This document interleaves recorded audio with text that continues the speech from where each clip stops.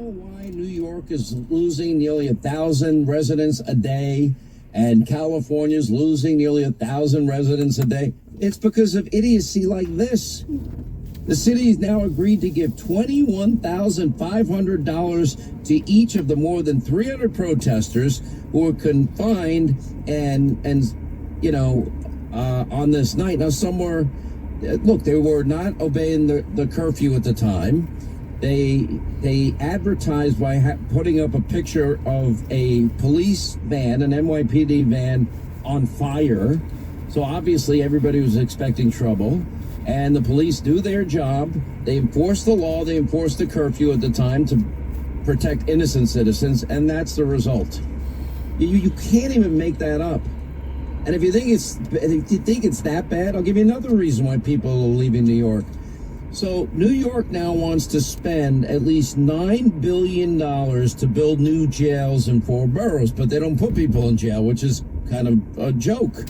Now, you're not going to believe me when I tell you this. Mayor Adams, year into his let's get stuff done regime, and they can't build 5. They want to build 5 public toilets.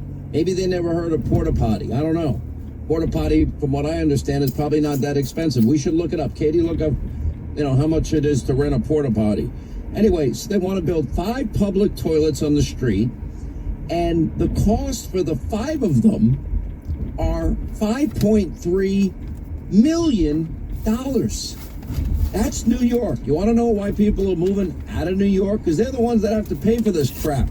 Are the bowls made of gold? They're not. No, it's not made of gold. $5.3 million for 5 of them. You should bring this up to Simone next time he tells you that he never wants to leave New York. You know what? That's a good point. Next time I have Simone on, I'm going to bring that up with him. By the way, I am looking forward to seeing Chris Rock's. He's going to do a live Netflix hit. I think what is the date on this thing? It's like, I think Saturday, just before the Oscars. I'm not really sure when.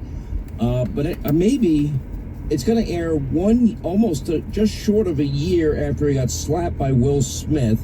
It's in Los Angeles on March 27th, and it's going to be live on Netflix. Looks like March the 4th. Oh, March the 4th. I apologize. Okay, thank you. And he's gonna answer and tell all these jokes about Will Smith, and he's not going to hold a single thing back. I can't wait to see that. By the way, want to know another reason people leave New York? I'll give you one more. A Long Island teacher forced a fifth grade girl to go by a male name and male pronouns, confusing the child so much that the child ended up having suicidal thoughts, according to a lawsuit. The 5th grade teacher at what's called the Terryville Road Elementary School in Port Jefferson Station started calling a 9-year-old Leo and using the opposite gender pronouns towards the beginning of the 2021-2022 school year, according to a lawsuit filed in Suffolk County Court in Long Island. And the parents say that they were they were only clued in about what was happening in January of 2022 when the school principal called them, telling them that their child, referred to in court papers, they didn't give the child's name, rightly so, had drawn a picture of a girl writing, "I want to kill myself and I feel sad like a lot."